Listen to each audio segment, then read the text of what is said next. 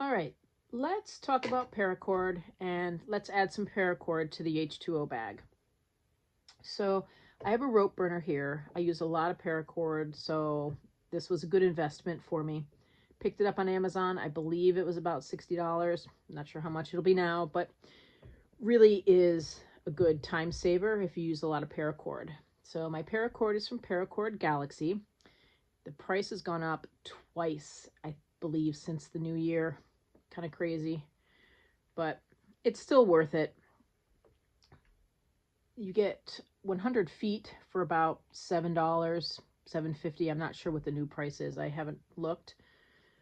But the amount that we use, 4 to 5 inches, it's worth it. It's a couple of coins.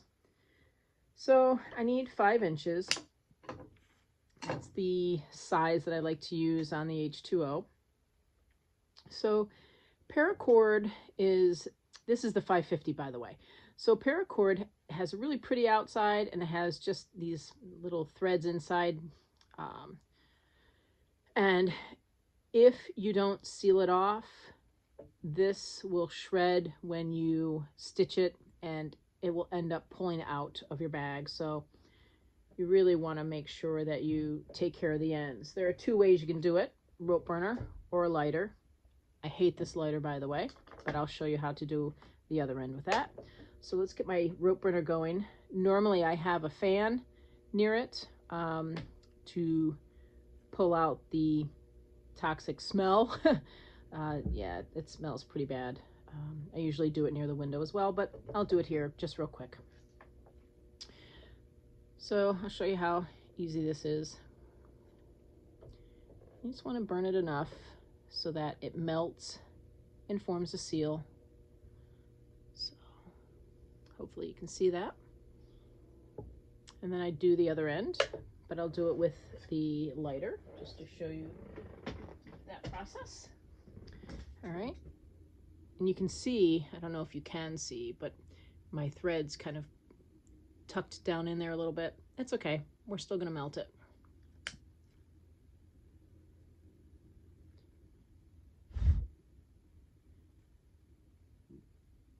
And that's the nice thing about the rope burner. It doesn't catch fire. Usually, sometimes it'll spark, but for the most part. And then usually tap it on the edge of my lighter or surface. You can tap it on the edge of your scissors. And yes, I've gotten burned because this gets really hot and then it stays hot afterwards. So just be careful. Okay. The other thing too, it's not hard to curve it. I have finished a bag and noticed that it was a little curved or something like that. So just be aware of that. I'll show you once we start attaching it how that can happen. Okay, so here are my bag pieces. Front of my bag, and this seam will actually go against the front of my bag as well. It's just how I prefer to do it. So when my customer is wearing it, they see the seam rather than somebody looking into the bag. I don't know. That's just the way I do it. So, okay.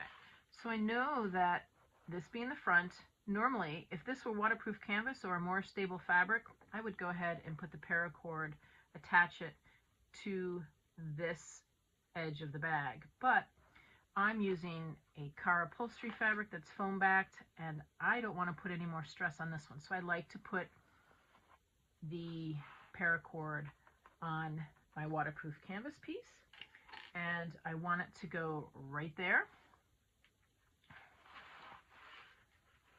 That looks like a good location. So I'll pull this piece out, flip it over, keep all this out of the way. I can actually clip it out of the way, so don't worry about it too much. Okay, so this is where I want the paracord to go. It's important to keep the paracord straight and flat. Okay, it's easy to get twisted, so just make sure it's as smooth and even as possible. And this is where we want it.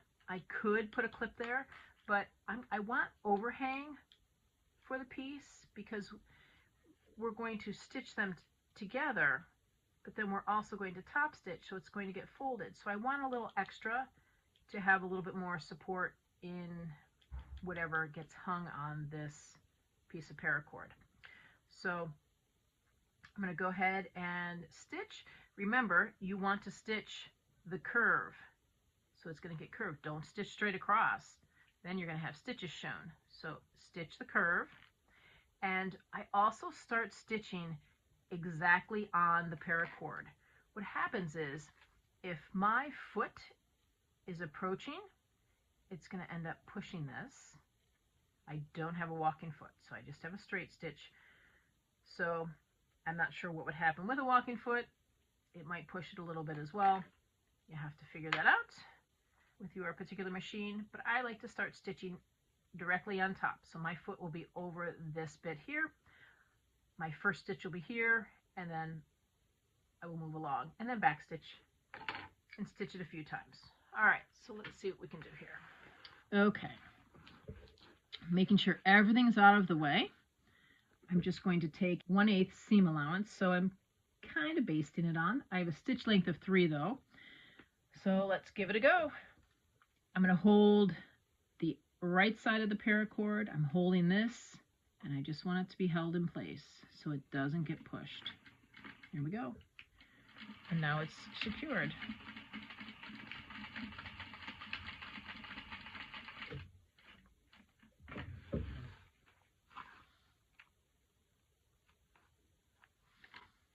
Okay, so when this gets tucked under, it'll get another row of stitching to help hold it in place. All right, that's that. Okay, so then let's put it together. I'm not going to stitch because I don't have any of my hardware on.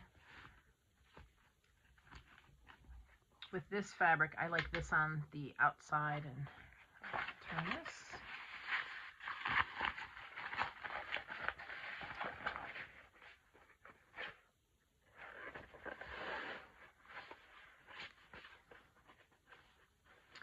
Line everything up and stitch. Do your normal stitching and then do your normal top stitching, and you're all set. The one thing you can do as you're top stitching, what you're going to want to do is fold this down so it stays in a down position.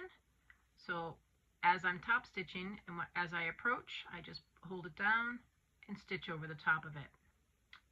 So that's it. Good luck. Hope it goes well.